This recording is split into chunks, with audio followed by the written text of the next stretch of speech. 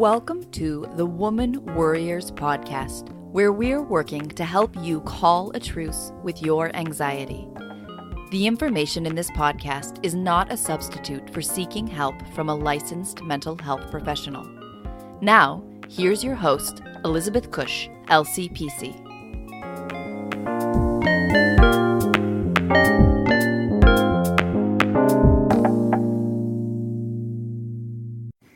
Welcome back to the Woman Worriers podcast. I'm your host, Elizabeth Cush, and today my guest is Lynn Fraser. She is a meditation and yoga teacher in Nova Scotia, Canada.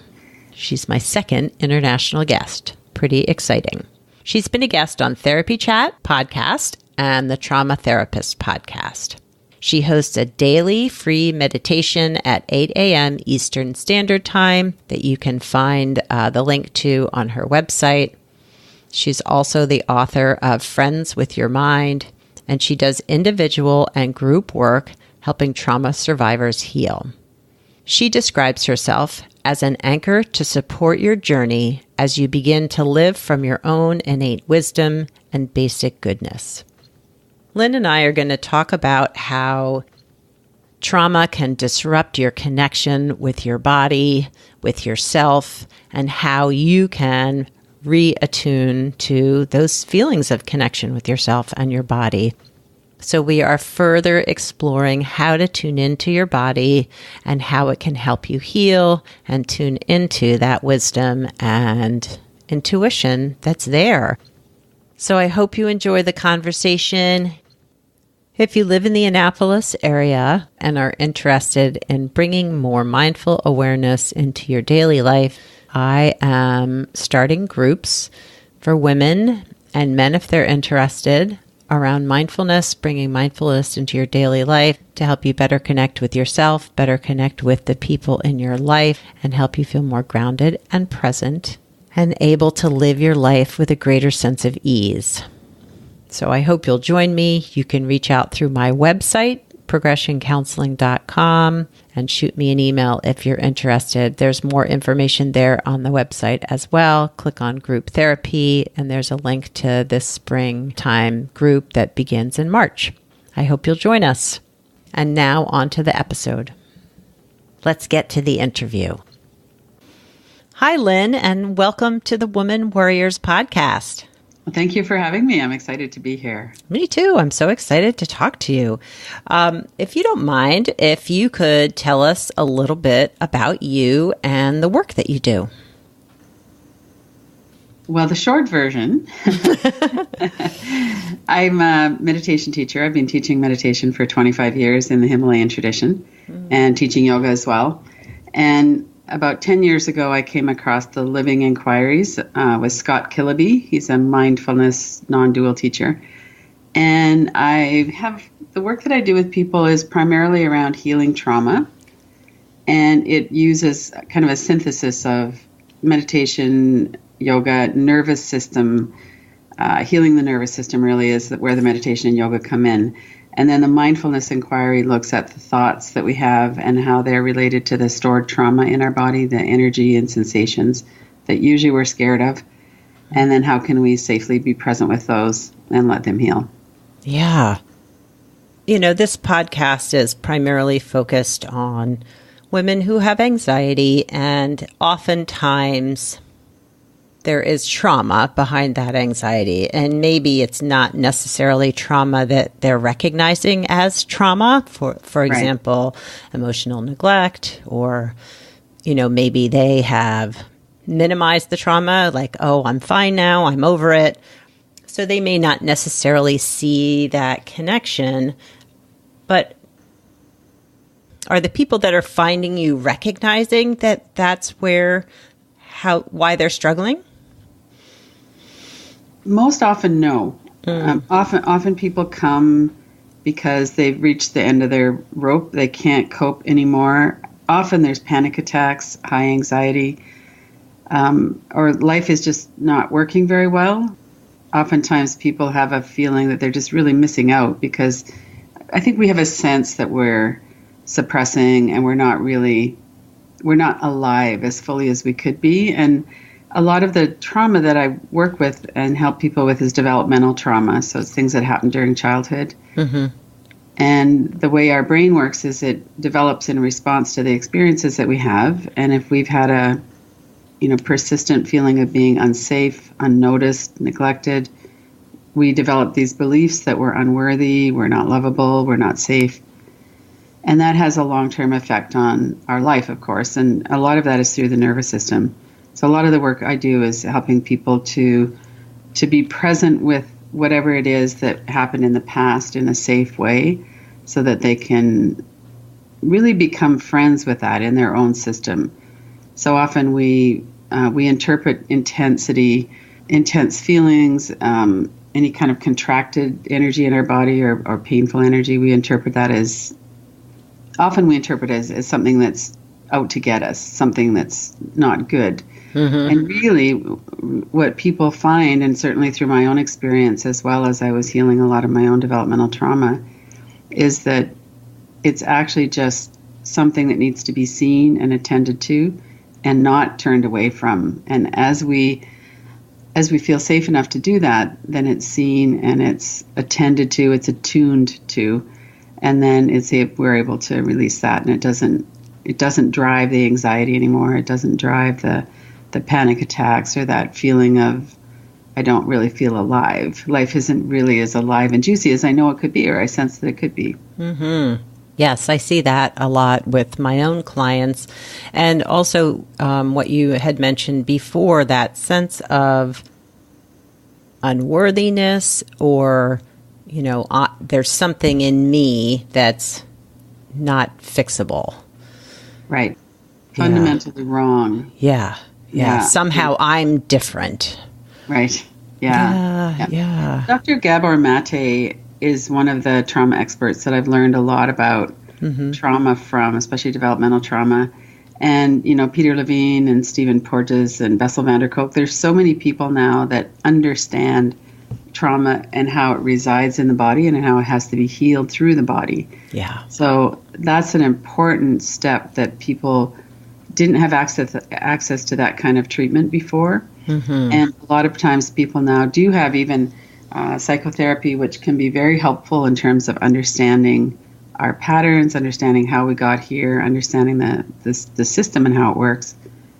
It needs to be also healed through the body. And I really think it's wonderful how that's just kind of blossoming out into all kinds of therapies now. And what I do isn't therapy, it's a guided mindfulness-based inquiry, very much based in the body and in the energy in the body. And are there particular things, I use a lot of mindfulness and bring in the body awareness, and I am a therapist and in session with clients who have experienced trauma. But I know that, we have to be careful with trauma survivors and mindfulness. So if you feel comfortable sharing a little bit about that, what we need to be attuned to with our clients or with the people we work with. I actually have I have a lot of confidence that people who have trauma can heal from it. Mm-hmm. One of the reasons for that is that I know that the remedy for trauma is the opposite of what happened originally. And a lot of what happened originally was there was some kind of painful or scary event. We felt powerless, helpless. We disconnected from ourselves in order to survive that moment or that period of time. And so a lot of the remedy then for healing trauma is connection. So it's connection with ourselves and connection with other people. Mm-hmm. And some of the research out there is really indicating that connection will help to mitigate the effects of trauma. So if someone is assaulted, for instance, and they have a connected person in their life or people in their life, if they have someone to go to, if they have resources, if they don't turn that against themselves, then the long-term effects of the trauma are much less. Mm.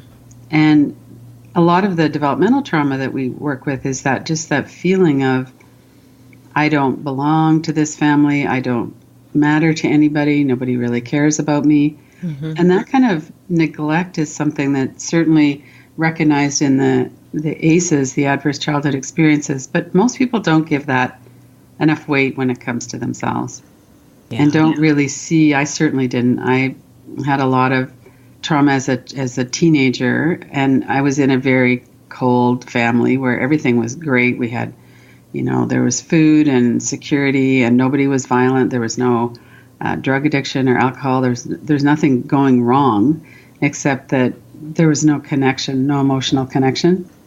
Yeah. When things started happening when I was 12, I was sexually assaulted, and I didn't tell anybody. I knew that I would be blamed if I did. And I just started acting out. There was a lot of public bullying and humiliation that was happening through those years. And I just didn't have anyone to turn to. My best friend had just moved away, and I was alone. And when people don't have that feeling that someone has their back, especially a child, I mean, a 12-year-old kid doesn't really have a very good idea of how things work. No. And we tend to internalize it and think there's something wrong with us. And it took years just to recognize and acknowledge that was traumatic, and then to heal from there. And I really believe, and I really see with myself and with other people, I think that's what we all long for. We long to have a relationship with ourselves that's not shaming based, that's, we can be kind with ourselves, we can have compassion for ourselves. And a lot of the tools and practices that we do cultivate that. Yeah. Well, one thing you had said, there was a quote that I took from your website that to me really speaks to so much around the healing of trauma. As you said, we reach a tipping point where we no longer fear our own body and mind. And that's so simple, but so profound. I mean, not simple to do, but the concept to me, it's like to not fear your body and your mind. I mean, that's amazing. And it's not actually that difficult, although it's not, it's simple, but it's not easy, like they say, Right. One of the things that, if I kind of talk about the whole system of how I work with people, is I do a lot of education so that people understand the trauma response. And a lot of that is to, take the shame out of our own reactions to things. If we have, if we have a freeze response more than a fight response, we're probably going to be, watching Netflix and eating cookies or something, Yep. If someone has more of a fight response, they're probably going to be lashing out at people. They're going to have more trouble in their relationships. But all of those, everything that's going on is for a reason. And all of the energy that's stored in our body is there because it was stored at a time when we couldn't process it, when we couldn't handle it. And so we put it away and we have associated memories with it. So that's part of what we're scared of, is we don't want to experience that feeling of helplessness or powerlessness again. So one of the ways that we work with thoughts is we use a lot of methods to maintain the mindfulness that this is a thought.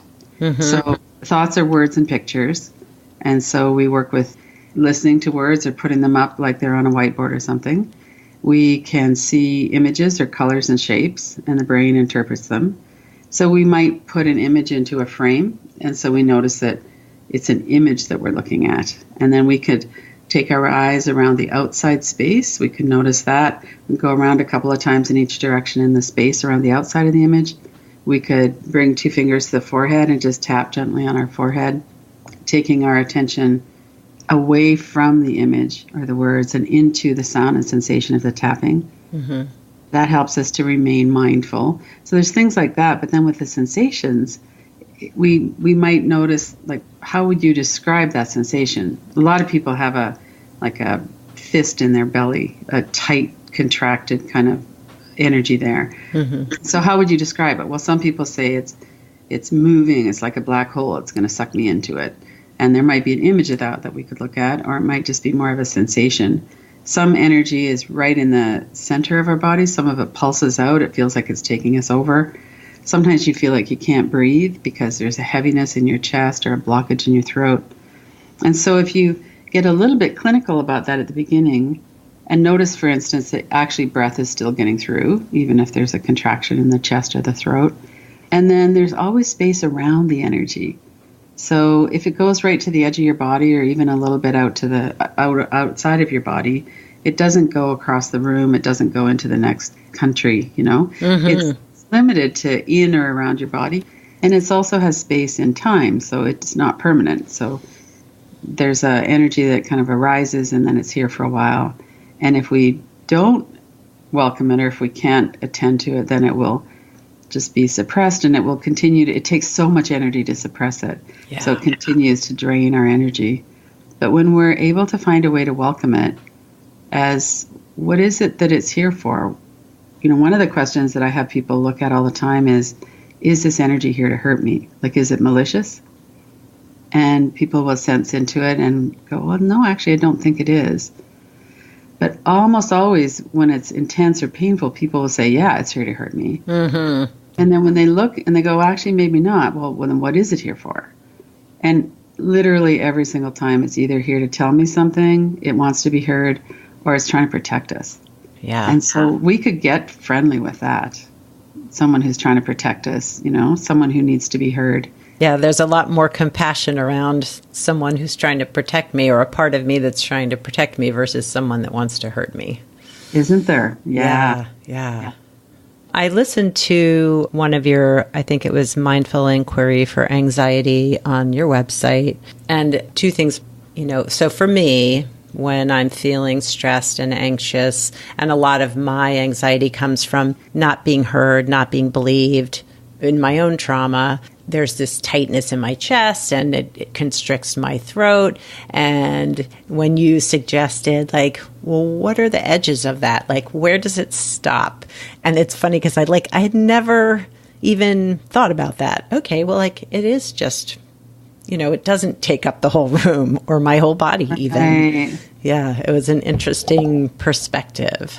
Yeah, I had an experience a few years ago when I was doing an inquiry and I had this pain in my heart area, and I would have called 911. It was so intense. I thought I was having a heart attack, but I was doing an inquiry and I had a feeling it was from that, not anything physical. And it lasted a couple minutes and there wasn't even a lot of thought with that one. It was just kind of the pure energy of it, and I stayed with it and I just kept breathing and staying with it, and then it dissolved and it's never really come back. And I had something similar in my back behind the heart center between my shoulder blades.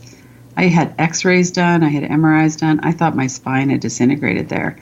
And at one point during, doing the inquiries, it just dissolved. And it was a contracted energy that was due to trauma. And that's never come back either. So it's amazing what happens in our body. Yes.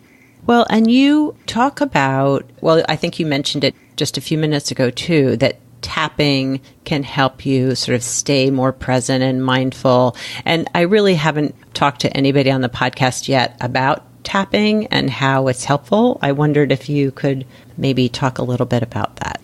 So there is a whole system of emotional freedom technique, EFT tapping, and I don't really use that so much. It's just a very simple 2 fingers on the forehead, and the reason I think the EFT, the whole system is wonderful. I think it's really good for healing trauma.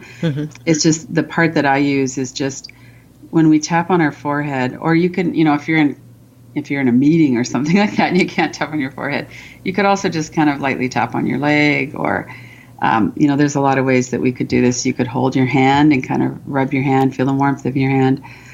But it's just to bring us back into the body and remind us that when we take our attention away from an image or away from words, and we focus our attention on the tapping, it reminds us that it's not happening in the present moment. Because that part of our brain, or part of our system, doesn't really tell time. And it's pretty easy to kind of get back into it and feel like it's happening all over again. So all of these grounding techniques, box breathing is another one that I use sometimes when people get into kind of a really elevated anxious state or getting into a panic attack. So there's a lot of ways to remind ourselves. And, my experience with that is that as we do, we develop a lot of confidence that we're actually well able to be present with this energy. And that even if it starts to get intense, it's not going to take us over, because we're going to remember, oh, that's right, I could do some tapping. I could put it in a frame. I could take my eyes around the outside space a few times. And every single time that someone does that, the image gets less intense. Yeah, and oftentimes it'll just kind of get fuzzy and it's not scary anymore.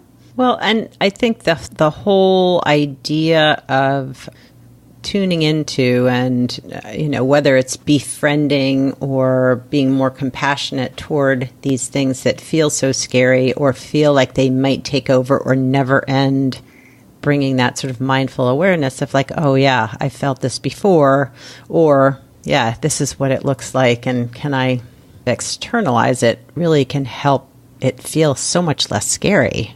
Yeah, exactly.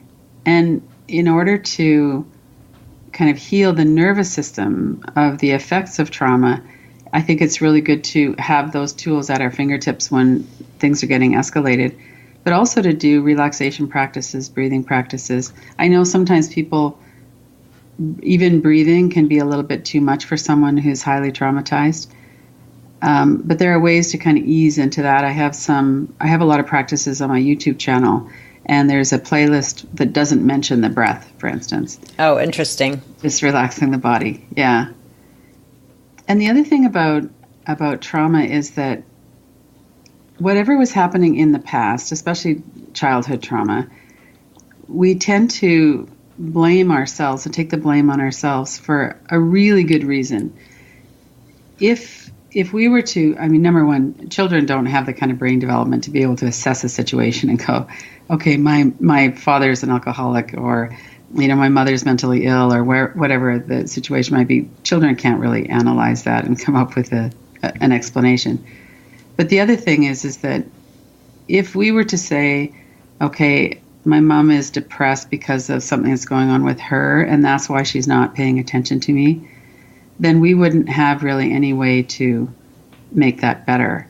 So we internalize it and we say, well, it must be because I'm not lovable, or it must be because I'm not smart enough, or we kind of hustle and try and do things. Some kids will get really helpful around the house and, make sure everything's clean and that, everything's put away so that, the best possible outcome of the parents. Mm-hmm. And so we're always trying to make things better in whatever ways that our childhood mind can understand that. And that really contributes to that feeling that there's something wrong with us. So if we're trying really hard to be helpful and that doesn't actually fix the addiction problem in one of the parents, then we feel even worse about ourselves. Well, I didn't do enough, or right, there's still something about me that can't fix this. Exactly. Yeah. And then often siblings have different experiences in a family too. And certainly we have different responses, fight, flight, freeze. Somebody who goes into fight or lashing out or kind of defending themselves through a fight reflex is going to have a very different response from the parents than someone who just gets really pleasant and nice and codependent. But both feel the anxiety, and we're always trying to do the best we can to protect ourselves. I really see that all the time. Mm-hmm. Well, and two, I think so many of my clients, they really don't want to blame their parents, particularly with emotional neglect. Like as you described, you had everything, you had a nice home and were well fed, but with that lack of emotional connection, I find it hard for the clients to say like, okay, my parents didn't give me this, and that's not like to blame them, but at least to make sense of why they are struggling right now. Yeah, absolutely. And for me, as I matured emotionally, which took a while, as I kind of grew up and I was able to understand better what was happening in my mom's life and in her mom, I could understand kind of where that came from. Mm-hmm. And that helped me to just have, it gave me a different perspective. I didn't have to blame her even, but I could stop blaming myself. Yeah. I didn't have to take all of that on myself. I could really just acknowledge that in fact, I was alone. And when things got to a head, their answer was to send me to boarding school, even though I had requested that I could see a therapist. At that time, it was like, well, no, if you see a therapist, everyone in town's going to know there's something wrong. And so let's send you away instead to a different city. So I was correct in my assessment of what was going on there. But I'm also a parent, and, you know, I have a son who's 45 now, and I have 3 grandchildren. And I can also see how, you know, I wasn't very healed when my son was young. And there are things that I look back and I can really see the effect that it had on him. And I've come to terms with it. I don't shame myself for that anymore. And he and I have a wonderful, close relationship. And I can see the effect of it. And so I think an approach where we can have that perspective of, yes, this happened and it had this effect on me. And I don't have to hate someone for that, but I also don't have to hate myself, and I don't have to shame myself. These are natural human responses to the situations that we're in. Absolutely. Well, right. And if we're not given the tools to better parent ourselves, you know, well, even parent ourselves, but if our parents aren't parenting us in a way that's healing or connecting, hard to do it as a parent, but with your children. Yeah. I was going to say I've had some conversations with my own children around that, you know, just like, yeah, I recognize that I didn't have the tools when you guys were young, and learning how not to pile on more shame around that. Yeah. That's a big job as a parent, to have kind of a clear eye around that, and to kind of get in the middle of that shaming response. Just go, you know, I don't deserve that. I can be kinder to myself around that. The thing about emotional self-regulation is that it happens through co-regulation. And ideally, we have a connection with a parent or 2 parents, however it might be, who are emotionally self-regulated themselves. And if we don't have that, then we can't figure that out on our own. So we don't feel safe, we don't feel connected, and that can happen even before birth. High levels of cortisol and adrenaline in utero, and then after a baby's born. I know a lot of children who were born, you know, not that long after another sibling, and didn't get a lot of attention. You know, the parent was exhausted, and we can certainly see that, and we can also see the effect of it too. Yeah, and then if add in any additional struggle or stress, you know, yes, if 2 kids are born close together, or if there's one of the kids, maybe whether it's learning disabilities or developmental issues, I mean, then there's even less attention for the other siblings as well, plus all the stress. Yeah. Yeah, I have one client that I work with whose older sister, not by very much, 10 or 11 months, had a heart condition. And was in the hospital almost, a lot in the first 5 years of her life. And that had a profound effect on the rest of the family. And it wasn't like there was something anybody could have done. You know, they tried their best, but there's a lot of really hard situations. Oh, yeah. And my own situation, my oldest son is a little person. And when he was born, we had no idea until he was born that, well, I've learned a lot about it now, but, you know, it was a genetic mutation, didn't have anything to do with family history, so it was a total surprise. And then our second son was born very shortly after that. And so just, having to sort of learn and grow and understand. And he had some medical issues in his young life that it really was, it was stressful in our family. So I do see our middle son, besides being the middle child, probably was a little bit emotionally neglected from time to time. Yeah, with very good reason. Yeah. Well, and the wonderful thing about all of this, too, is that you mentioned being parented, even if we weren't parented by our parents. I mean, some kids are lucky enough to be parented by somebody else, a family friend or something like that. But we can kind of reparent ourselves now. So some of the work that I do with people is to, you know, we get into an energy and we're tending to an energy, and just to see what is that, you know, is there an age? Is there a sense of of what was going on at that time. There might be memories come up. And what would you like to say to that child of 5 years old? Or what would you like, what would they like to hear from you? Or what kind of reassurance could you give them? And we're basically connecting with ourselves at all of these different ages when we didn't feel connected. And I find that's really healing as well. Oh, yeah. I do a lot of similar work in session, bringing up child parts or, working with those wounded parts that need healing from us, the adult now. Yeah, reparenting ourselves, which is so healing. Mm-hmm. Yeah. We often can't really count on anyone else. Like, it's wonderful if we have support, but we could always support ourselves, and we could always be kind with ourselves. And if we notice that we're shaming ourselves, we could notice that and go, oh, wow, look at that. I'm going to let that go. I'm going to just, interrupt that train of thought and see what I could do to kind of reassure myself. Because the thing about fear and anxiety is that it creates this atmosphere where we need reassurance. But often what we get instead of reassurance is some kind of shaming or some kind of being told you're too sensitive or you should just, buck up and figure this out. And that doesn't help. No. Yeah. All those messages that, or stories that we learn about ourselves from the other people in our lives. It's like, I often encourage people to is that your story? Or is that something that developed about you, right, in the family that you've now taken on as your own? Mm-hmm.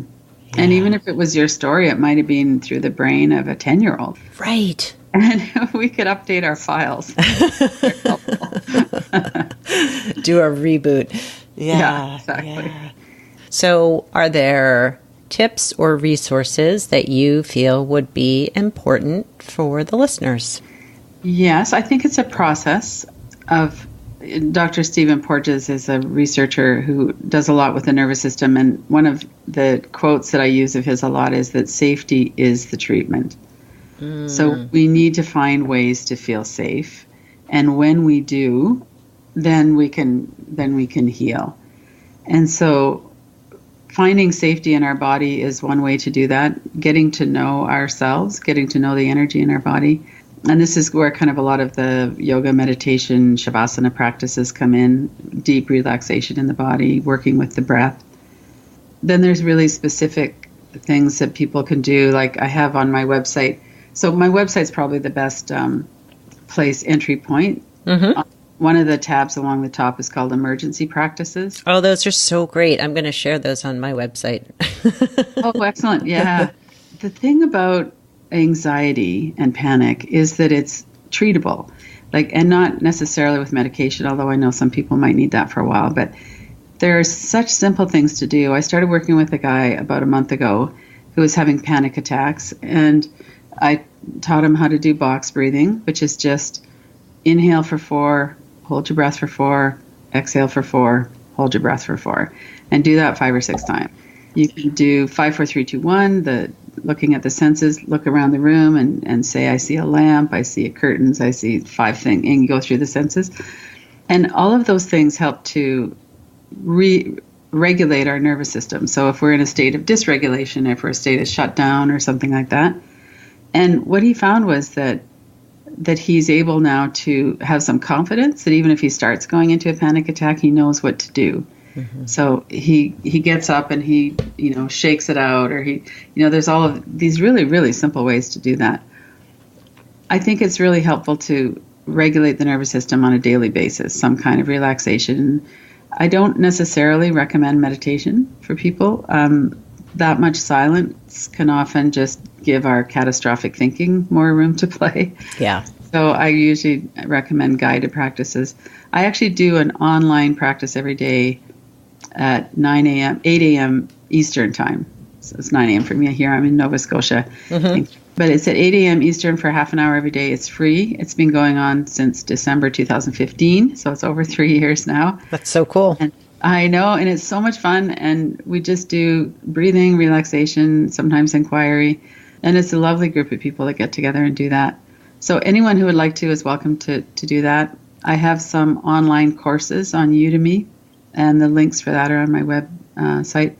I'm on Insight Timer, and a lot of stuff on YouTube. Nice. And one of the practices on Insight Timer is just this 3-minute practice that I learned from my meditation teacher of when you have kind of worry and anxious thoughts, then just bring your attention into your forehead and soften the muscles of your forehead and your eyebrows. And really focus on softening those muscles. And then bring up the worry, or maybe the worry is already there. And then just see if you can focus on the worry while you're keeping your attention on softening your forehead and eyebrows. Something like that can really help to interrupt catastrophic thinking. Because in fact, we can't worry and soften our forehead at the same time. Right. Spoiler alert on that one. So there's just such simple practices. And we get that confidence, like we reach that tipping point where we actually are welcoming what's going on our body, the energy, the sensations, because we know we can handle it, and we know that it's just a part of us that needs to be seen and healed. And that's just such a wonderful place to be, where we have that confidence in ourselves. Yeah. Well, one last quote, and then I want you to tell us your website. So a quote also from your website. You say, there's always a reason for the energy and sensations in our body. And I think we get so disconnected or are so used to pushing away the feelings and sensations that I just love the reaffirming that, it's here for a reason. And can we investigate that? Yes, yeah. And when somebody's working with you or me or someone who's safe, then having somebody steady there who's emotionally self-regulated, who's not being thrown off kilter by whatever it is that comes up, we can just help people stay regulated and co-regulate with them. So, we remind them to breathe. I can't even count how many people stop breathing. They hold their breath when they're working with something like this. Mm-hmm. So it's very helpful to have someone there just to kind of help you stay steady and help you to remember that this isn't something that's happening now. This is a memory of something that happened before. And that now we're bringing our adult selves to it. We're bringing our understanding, our resources, our willingness to be kind with ourselves. And that makes all the difference. We're not alone anymore the way we might have been at the time. Yeah. Okay. Well, Lynn, thank you so much. So tell us your website so people can find you, and it will also be included in the show notes. So it's Lynn, Lynn, Lynn Fraser, stillpoint.com. Perfect. All right. Well, I so enjoyed talking to you today and getting to know you a little bit. And thank you so much for being a guest. Yeah, thank you so much. I did too. I enjoyed talking with you as well. Thanks for having me on. Thanks so much for tuning in again to the Woman Worriers podcast and my conversation with Lynn. It just reaffirms for me how important mindfulness and meditation can be in healing trauma and reconnecting with yourself or finding connection within yourself. And that without that connection, true healing is difficult to achieve. And when we do find that true connection with ourselves, we feel more connected to others. All of the resources that Lynn suggested, her daily mindfulness practice, her YouTube channel, I will add to the show notes so you can find them there. There are mindfulness groups for women that I am. If you're local to the Annapolis area, mindfulness groups for women are forming now and will begin in March. So if you would like to bring more mindfulness into your daily life, if you would like to know how to feel more present in yourself, feel more connected to yourself and others, reach out to me through progressioncounseling.com. Shoot me an email, call me up on the phone, leave me a voicemail. I would love to hear from you. I would love to include you in my groups. I hope you have a wonderful week. I hope your journey toward healing and connectedness with yourself continues. Ciao for now from this Woman Worrier.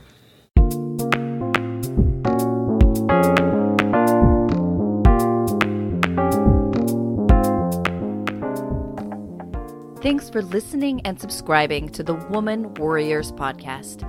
Music was written and performed by Andy Cush. If you'd like more information on this episode, you can find the show notes, the resources shared today, and links to the guests' profiles at womanworriers.com.